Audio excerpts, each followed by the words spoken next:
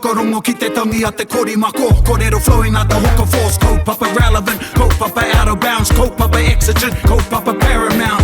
Nā kona whakapiri mai ki te kaupapa tino whakahira hira whakarongo pi kari kari mai. Hare hare mai, o Taringa hare hare mai. We gotta gather up close everybody. Gather up close everybody. Kani move that body. Kani move that body. E ngā iwi katoa, ngai taringa huri noa I te motu o tira I te ao nau mai hoki mai ki te punua pāho o Taringa e whakapāho atu nei. Ane anō māua ko Erica Sinclair and we're feeling a bit... Morena. Feeling a bit moke. Are you aware but ongi because te puaheiri isn't here? Yes, kei hea tō tāua hoa. Tika, kei whea ia, he is busy, so ka roha hoki. Hoi anō, anei tāua. Yeah. And you know, e te we, I'm going to have to admit something. It's a first on Taringa. It's a first what? You know, it's actually a Monday we're recording and Erica's on the lazy boy and she's got her feet up. Yes, I've got my footrest out. Yeah, and because I haven't got a lazy boy, you know, I'm on the couch and I'm, you know, like fully lying down on the couch with a pillow. He's kicked his shoes off. Yeah. He's got some, what are those, tōkina? Those are my Darth Vader tōkina. Oh, okay. They're pretty cool, eh? Yeah, they are. Oh, I see Darth Vader. Oku tōkina. Yeah. Oku tōkina. Hoi anō, so anei māua e mihi atu nei from Te Ipurau, te wānanga o te aroa, the bustling metropolis o te Aomutu. Actually, I think when te wātua tei ko kōrero Pākehā hau, eh? It The is, other recordings, I was a mahuru Māori. Yeah. So, hoi anō. So, mahuru is over. Ka kaha tonu ki te kōrero Māori. Hoi anō nei mai hoki mai tātou. Kiwaha. And our kiwaha today is... Ka mahu e te. Ka mahu e te. And are you going to tell everybody how this kiwaha came about in your conversation? Yeah, I am. And you know what? A lot of people don't know the technology that's out there, you know. Yeah. Some people don't even know there's a Māori dictionary.co.nz. Oh, wow. There you go. Which is held by AUT University. That's like one of my most visited websites. I'm always on there trying to check where the Macrons go. Hey, and that's a good tip to a hine. You know, because we can hear te wānanga Aotearoa and a lot of time I do stuff for, well, not Rakai Kauro anymore, it's Kahu Taupua. Yeah, for the designers and I proof stuff and then it's like, come on, you know the Macrons go on these kupu or they're not sure, so if you're not sure, go on māoridictionary.co.nz. Wakareo is another good one, but you've got to pay for the subscription. Wakareo? Yeah. So I've come on here, māoridictionary.co.nz, and I typed in ka mahue, and there you go, it came up ka mahue te. Why didn't you? You should have, could have, instead of, rather than doing what is right, you do something else. An idiom used to criticize someone's thoughtless action or something that should have been done but was not. And here's an example. Okay. I māku au I te ua, e hoa e, ka mahue te hari tāporena. I got soaked in the rain. Good grief, why didn't you take a raincoat? Could you use this ka mahue as in shoulda, woulda, coulda? I suppose so. I don't know. You know how we've talked about kiwaha, some kiwaha you can sort of use as a standalone kiwaha and you don't really need to tie anything to it. Yeah. This one's probably in a more advanced category. So you need to have a context. Yeah, it should be a context. Can't just say ka mahue. Ka mahue te, you got to say exactly. So if it was you wanted to go to this concert, right? Yeah. And I told you, you should have bought the tickets, buy your tickets now, And then it gets to the week of the concert and there's no tickets. And then I'd say to you, ka mahue te hoko tikiti I te rā marama. Yeah, you should have bought the tickets last month. Exactly, yeah. So you can't just say ka mahue te. Yeah. You've got to tie what's actually been missed out. Yeah. I got a growling in class because I wasn't, ka mahue te whakarongo. Ka mahue te whakarongo. Yeah. Okay. Should have been listening. Yeah. Or you didn't invite Snowy to the recording today. Yes. What would you say? Ka mahue te pōwhiri ia Snow. Okay. Yeah. So it's a really useful kiwaha. Yeah. And, I sort of touched on, again, I'll say it again, that the kiwaha, kiwaha mihi and that are really, really cool. Those are good kiwaha to start off with. And then as your te reo starts developing, you sort of up the ante, go up the level of the kiwaha. The taumata. Yeah. the taumata. So Yeah. just to provide, because, you can make some quite technical sentences, or it could be technical for some. So probably the easiest way would be to start using this kiwa as just ka mahue te and the action that has not been done. I didn't see that. And I'd say, well, ka mahue te mā taki taki. You should have been watching. Didn't hear that. Ka mahue te... Whakarongo. Oh, yeah. Because maybe they didn't hear because they weren't listening. Yeah. Yeah. Or you could even say, ka mahue te āta whakarongo. Yeah, you should have listened carefully. Okay. Yeah. And then another sense, it might not have been like, oh, ka mahue tō noho mai. Oh, you should have stayed. Okay. Ka pai? So it's a tino kiwaha. Yeah. Te ka mahue. And it's a really cool way to add some trickiness to your sentences. That's cool. Some trickiness to your sentences. Well, because it's such a metaphorical language. Yeah. But you could say it in a normal structure like, Yeah. I don't know, give me an example of a I normal... wouldn't even know how to say it because I just default to the kiwaha straight away. Yeah. What's neat about ka mahue is I think people that use it don't actually realise it's a kiwaha. No, because I remember learning this and you'd say ka mahue au I te pahi. Yes. The bus left me behind. Yeah, so that's just the word being left behind. Yeah. Yeah, it sort of has the same value though. But yeah, no, that's actually, that's a different meaning to that. Yeah, different kiwaha. context, yeah. Okay, cool. Ka mahue te. Oia no, anei tātou, and ko te kaupapa I tēnei rā, ko te patapatai.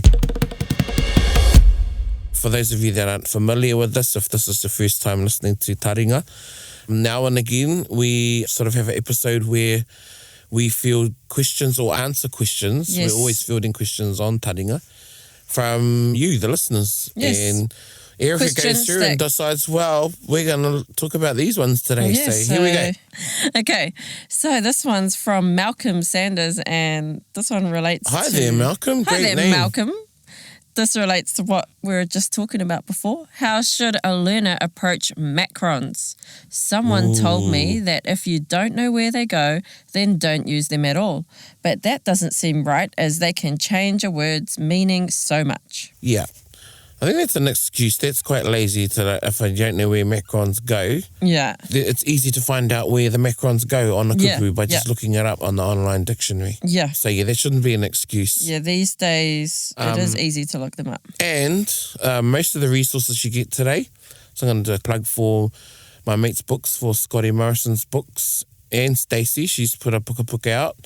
And a whole lot of the resources, they mostly have macrons in them. Yeah. So you'll see them. So it's about sort of just getting used to using macrons as well. It's all part of the te reo journey. Yeah. And writing te reo is part of it.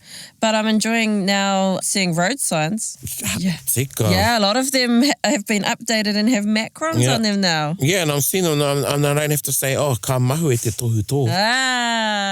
Ding. Yeah, you're right though. Yeah, there's a few way more macrons. Yeah. Or actually macrons full stop, because there never were macrons at all on public signs. Yeah. So it's good to see that, they're giving... I know Whakatane's got one now. Yeah. Yeah. Taupō. Yeah, Taupō. Taupō's got one. There's a bit of a movement here to have, or some... Not a movement, but there's some sort of whakaro thoughts around, waipa, having a macron on the A after waipa. Yeah. Yep. So there you go, tohu tō. All the designers, we were putting together a document, and at the beginning of the document, it had some words written by a prominent figure from Ngāti Porou, and he didn't have any macrons. Right. But we knew there were macrons on some of the words, but the designers were told to not edit his kōrero, because that's how he wanted it. Yeah. Do they have a different tikanga down there, or do you know anything about that? I don't know if it's about tikanga. I think it's about preference. I know of in Ngāti Porou, Tairāwhiti, that, people don't use macrons, but then I know people from there that they're all good with the macrons. I think it's about being fenced in, like being told you got to put a macron on. That's what people get hang up about. Yeah, want to maintain their tino rangatiratanga. Yeah, and my thing is this for te reo, and we learn that it's very important to see, not everybody, they go, they'll know that word doesn't need a macron. Well, if you're a learner of the language, or even if I was a fluent speaker, was to read something, they didn't have Macrons on it that someone had written, and perhaps it's a karakia or a motete or something that has some unfamiliar kupu in there that I don't know where the stress is in that kupu.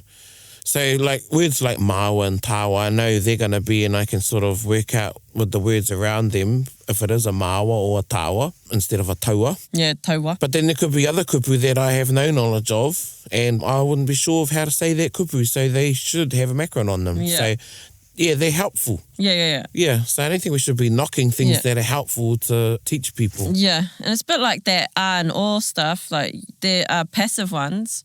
You shouldn't just go along using the passive one all the time. You should learn how neutral. to do it. Yeah, the neutral. Yeah. Should learn how to do it properly. That's right. At first. Yeah, I think that can be an excuse as well. And then people argue, oh, well, our tupa didn't have macrons, and then my reply is, well, we didn't have the written word either. Yeah, but you know? they So, would. Like, there is a difference when you say a word with and Exactly. without a macron. Exactly. So what's the hang up with saying something, saying it properly, Yeah. you know, and writing it so you know how to say it properly? Yeah. Yeah. Ka mahu e te mahi. Ka mahu e te whakamahi tohu tō. Ka mahu e te whakaaro. They should have thought about it. That's right. There you go. Ka pai koe. Cool. Thank you, Malcolm Sanders. Tēnā koe, Mr. Sanders. This one comes from Amy Dixon Blake. Tēnā koe, Amy. Kia ora, Tēnā thank you. koe. Thank you for listening to Taringa. All right. Kia ora e hoa mā. Tēnā koe. Love the podcast. Oh, wow, thanks. I would love if you could talk more about the role of wahine and pau. Wow, you used love twice, so you must really love this kaupapa. She must really love it. I've heard that women shouldn't do mihi whakatau or karakia, but pau instead. But I'm still not really sure about that. It comes up heaps these days in government spaces where people want to include more mihi and karakia, and I'm never quite sure on what wahine should be doing. Kia ora. Well, firstly, I'm going to start off by saying that sort of a lot of iwi have their own take on pau, but I'm going to describe what a pau is first to those of our kai whakarongo, our listeners, kari te moe o hea te pau that don't know what a pau is. Yeah. So a pau is a very short waiata that will have a repeating tune, and the verses could only be maybe one line per verse, and that might be the whole pau. Actually, it's just one line. Yeah. The difference between a pau and a karanga, which some people could be, as is the pau has a tune, the karanga doesn't have a tune. Pau can be performed by both men and women, but here in Tainui, the woman pau before the kai, to let the visitors know or let everybody know that the food's ready. E rauranga tira ma, kua reri te te pu, haere mai, whikoe mai ra. So that's a pau. Very simple tune, and that tune actually you could use for something else. It's kind of like a pānui. Yeah, exactly. Yeah, it is. Yeah. It's a pānui. And, you know, when you're saying that, one of our kuia told me when she grew up, they didn't have any telephones along the river, and people would pau to the next house to let them know what was going on. Yeah. And then that house would pau to the next house. Oh my God, that'd be so cool. Yeah, and like the a message chain would- reaction. Yeah, like where our pa is, the river is Pūniu, and a lot of the whānau lived along the river. Yeah. And that's how they get a message to all the whānauers. Wow. Yeah. And she River said, mail. Yeah. Cool. Pretty cool, eh? That's so cool. It is another form of communication. Yeah. So it's like a pānui with a tune. Yeah. Another situation I've seen pau in is when we're leaving a wharekai, and it could be a wahine that stands up, and because there's no male that's done the pau, or no male that's done the mihi, or the acknowledgement to the ringawera for the lovely food that we've received. I've seen, lots of times wahine kuia stand up. Sometimes it's a karanga, and sometimes it's a pau. Yeah, okay. Yeah, and they're acknowledging the ringawera and telling everybody, okay, we're going home now. Yeah. Another instances, I've seen it when we're walking off the marae, and it's quite informal. Yeah. One of the kuia will do a pau, and it might be like same sort of tune. E rauranga tira ma, kua huri te ihu o te waka, hei konei e te iwi e, and that's it. Yeah. Yeah, so we're off home, our canoe's going home, we're gone. Bye-bye. It's just as we're just walking off. There's no Informal, like, we're going to stand here now and we're going to face you and you face us and we're going to do a pau. Yeah. Mean pau, but not in that context in Tainui anyway. Yeah. You wouldn't pau at a pōwhiri when you're coming onto a marae, eh? No, but you might pau after a whai kōrero. Yeah. As like a... So I've seen speakers do that. Yeah. They might have a waiata, but actually the cool thing with pau is you make it up on the spot. It can be spontaneous. Impromptu, and you can tailor it to the kaupapa. Yeah. And I've heard like sometimes the male might miss something out in his whai kōrero. So a woman might get up and fill in the gaps with her pau. Yeah. Bringing it back to the pātai though in relation to the pātai of Amy, I would seek advice from the haukainga that government office liaises with or gets advice from to see what their whakaaro is about pau. Koe te pau. Cool. And I think you have to find the episode e te iwi, but when we done the taringa with Pānia, and her kaupapa was taringa, I think we touched a little bit on pau. Her kaupapa was karanga. Yeah, her kaupapa was karanga, but we touched on pau. Yeah. In there, yeah. No, just because you said her kaupapa was taringa. It was episode 32. That was so long ago. I know. It's 100 and what now, whenever, who knows. Anyway, haere tonu, kia ora, and thank you again, Amy, tēnā koe. This is from Diana Meroiti. Tēnā koe, Diana Meroiti. Kia ora e te whānau. Kia ora. Just wondering if you have done a podcast on the tikanga around the subject of unveilings. Okay. She's listened to our podcast series on tangihanga and taken note of what was said. She's attending her first unveiling in Sydney this month and she has collected a koha from her whānau to give. Is there anything else I need to be aware of regarding customs? Do I still wear all black clothing? Ka pai tēnā no koe, great pātai, and it's lovely that you're taking a koha over from the whānau that are sending their aroha and their whakaaro with you. Tēnā koe. I think it would be suitable to wear black on this occasion to go tidy. Yep. Te mau i ngā kakau pai. Yeah. Yep, so definitely go nice. Unveilings, I think we touched a bit o hura kōhatu we call them. Again, each iwi has their own tikanga. Some iwi, I know up in some places up north, they'll wait until the earth has gone down. Oh, yeah. Before they put a stone on. So that might take a couple of years. Most of Tainui are pretty staunch to 1 year. Yeah. 1 year after the deceased has, been, or 1 year since they've been gone or buried, they put the headstone on. We put the headstone on then. And to my knowledge, hura kōhatu or unveilings have taken place of another tikanga we used to perform, which was hahu. Oh. Yeah, which was the final scraping of the cleaning of the bones and then reinterring them into a cave, which was a year later. And then with the kōrero from Rangi Mātāmua, Dr. Rangi Mātāmua, again, the matariki was also sort of observed as a time a year after, sort of. Yeah. I'm not going to talk about, well, what if we've had this discussion before, what if somebody passed away 2 weeks 3 months before matariki? Well, for me, I'd probably wait till the next one to do it, Yeah, and you'd mourn for that time. Yeah. Koina te hura kōhatu. Yeah, what's a hahu? Sorry, the interring of the bones. Yeah, the hahu was, so you'd leave the tūpāpaku, so the body of the deceased is tūpāpaku, that's our kupu.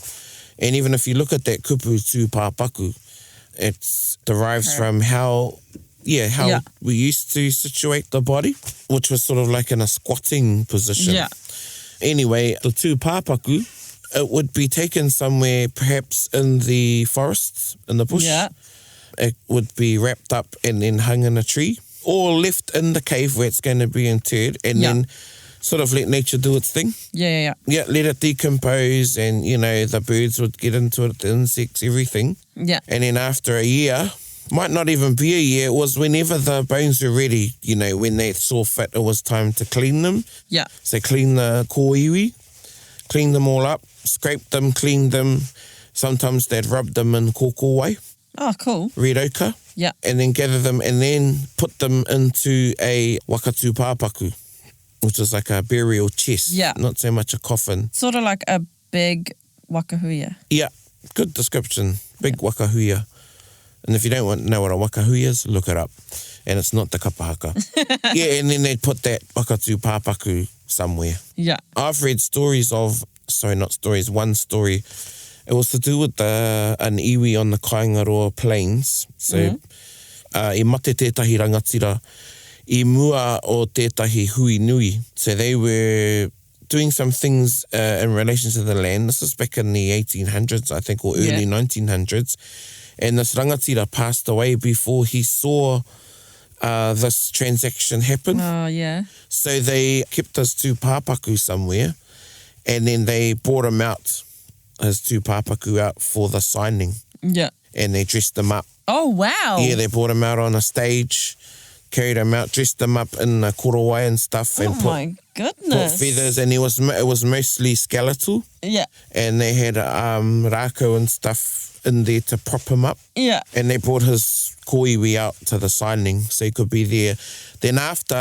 Then they buried him. Oh, my gosh. Yeah. I wonder if there's any record of this. I'd love to look it up. Yeah, I've got it in a book somewhere. I'll try to find it. It was something I read at a very young age. Yeah. That's how I remember it. Yeah. I always thought it was cool. Yeah. That's pretty cool. And then, then there's stories, like go way back, like, tū whakairi ora, how he's named after his grandfather. Okay, go into this, please. Tū whakairi ora means tū tāmure I whakairi ora tia. So he was hung. Yeah, so he actually wasn't dead when he got, when they hung him up in the tree. Oh my gosh. Yeah, and when they bound him in pirita, supujack, Yeah. and then he woke up Yeah. and started talking.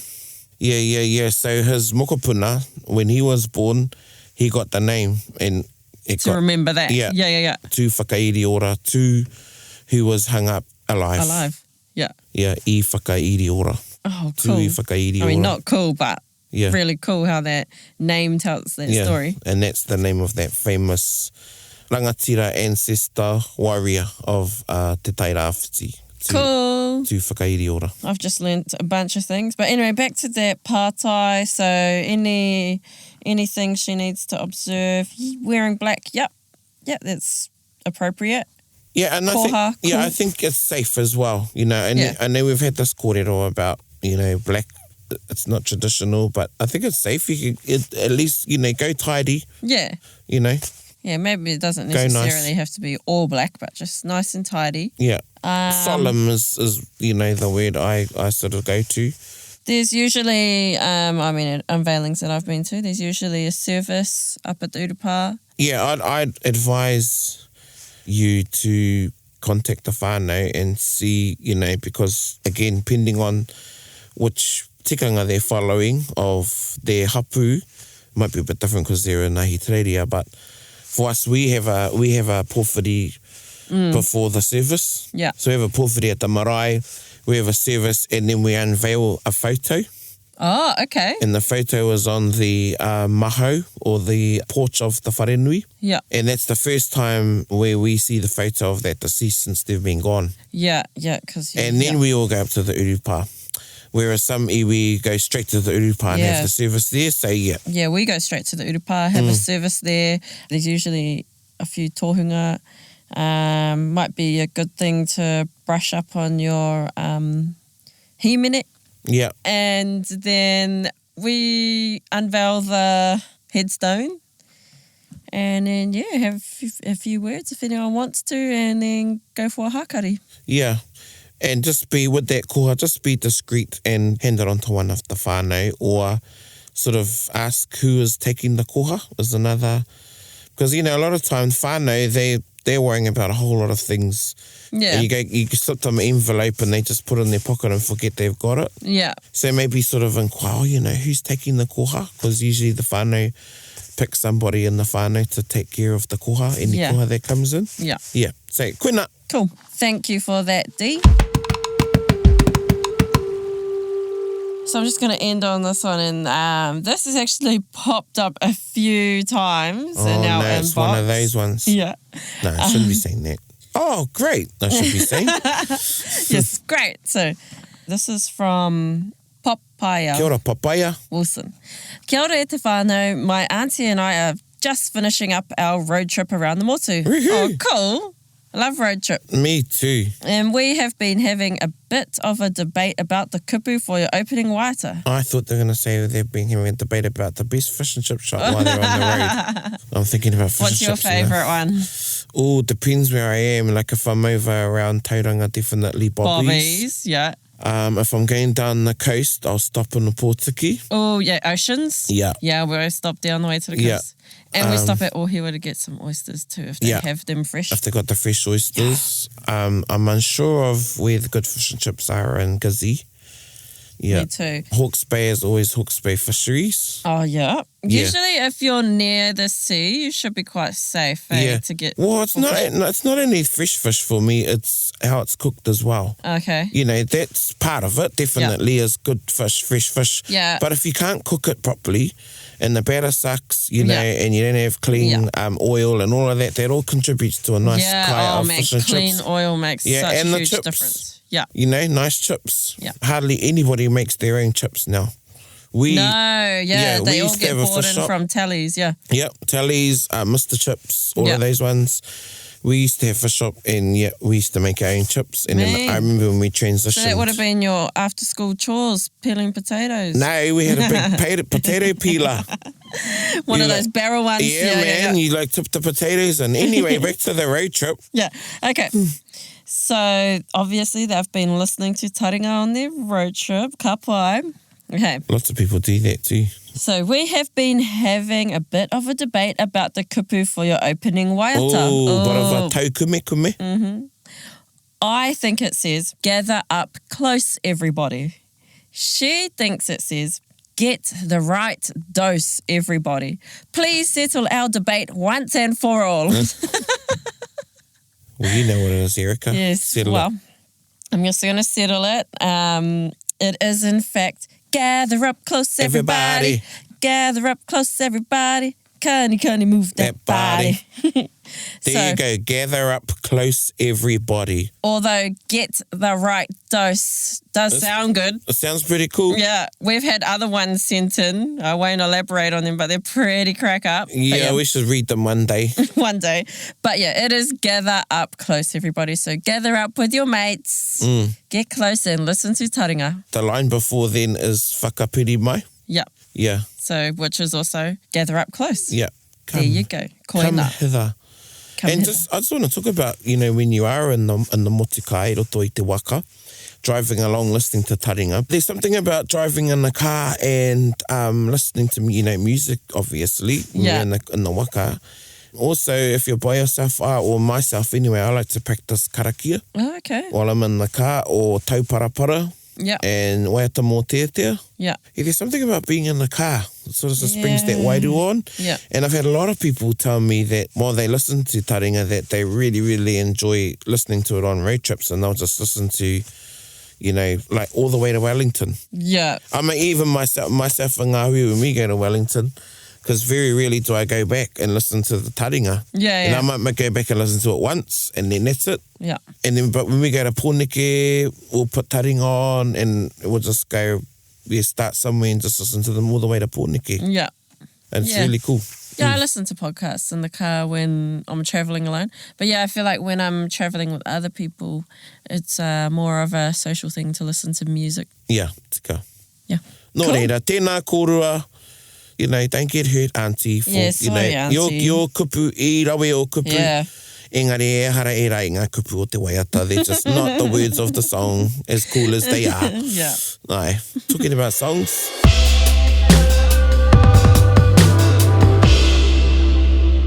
And our waiata is... Te Tau Kaya Māori e, and this is off the CD compilation of songs of Te Panikiritanga o Te Reo, called Ko Te Reo Kia Wana. Ko Te Reo Kia Wana. Can you buy that online anywhere? I'm not sure. Sorry. Okay. Leon Blake was selling copies of the CD. Yeah, I I'm know not you could get hard copies. Yeah, I'm not sure how to get a copy of the CD and all the waiata on there. But hoi anō, anei te waiata, and it's Happy Drivey song, Te Tau Kaya Māori. In this song, we sang on the first Panikiritanga trip overseas to Tahiti, Cool. the States and Hawaii. And it's about sort of the ties that we have and keeping those ties alive with our Pacific brothers and sisters, our Pacific whanaunga, particularly of the islands i roto i te moana nui a kiwa. Whakarongo mai.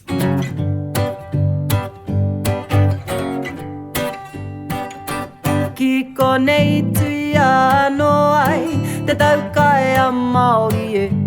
Ui a te ruranga, te manuhiri me kowai, makura e pare mata, te pane ki re tanga e, ko te tira haere. E mihi nei ki ngā iwi ki ngā mata mata huanga, o te moana a kiwa, mo te mana ki tanga.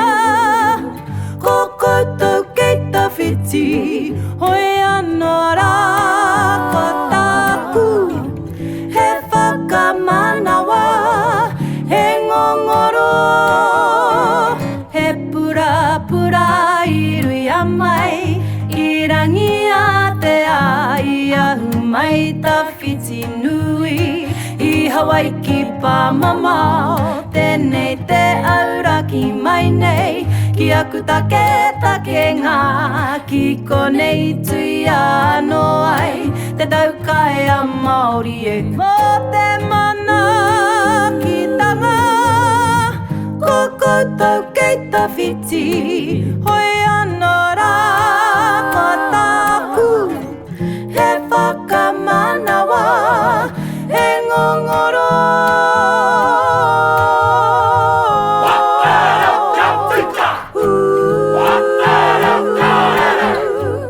Ko te reo kia Māori.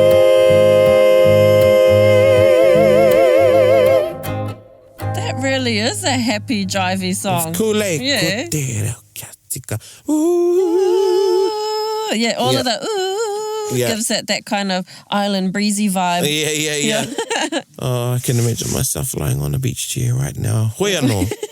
Koe nā ngā kōrero i tēnei wā e te iwi. Have we got any kōrero whakamutunga tuahine? No, I do not. Ka pai, hoi anō ko tāku he mihi tonu kia koutou. Thank you for sending in some pātai Yeah, hard up. and engaging with our pukamata and most of all, listening to Taringa. Yeah. Without you, we wouldn't have anybody to talk to. We'll You're just a- be talking to ourselves. Yeah, the listenership is a huge part of Taringa and we can't thank you enough. Do share our Facebook page, tell your whānau and friends about Taringa, where you can listen to it like on Spotify, Yep. like on Apple Podcasts. Podbean, that's it, Podbean, And YouTube. Oh, yes, YouTube. Yeah, YouTube, and we're going to be doing more videos. Yes, we are. So yes, Yes, sirree. we're going to keep growing and growing and growing. Growing. This Taringa's getting bigger and bigger and bigger. Yeah. Hoi anō, e mihi ana kia koutou ko māua tēnei, tēnā rawa atu koutou katoa, hei kona nā mai rā. Hei kona. Bit whakaronga pi kari kari. Gather up close everybody buddy. Taringa. Yeah, tahuri mai ki yo. Whakarongo ki te tangi a te korimako. Kōrero flowing out the hooker force. Kaupapa relevant, kaupapa out of bounds. Kaupapa exigent, kaupapa paramount. Nā kona whakapiri mai ki te kaupapa tino whakahira whakarongo pi kari kari mai. Hare mai, o Taringa hare mai. We gotta gather up close everybody. Gather up close everybody. Kani move that body. Kani move that body. Taringa, he mea tuku nā te wānanga o Aotearoa. To listen to more episodes, search for us on your podcast app and subscribe. Taringa, whakarongo mai.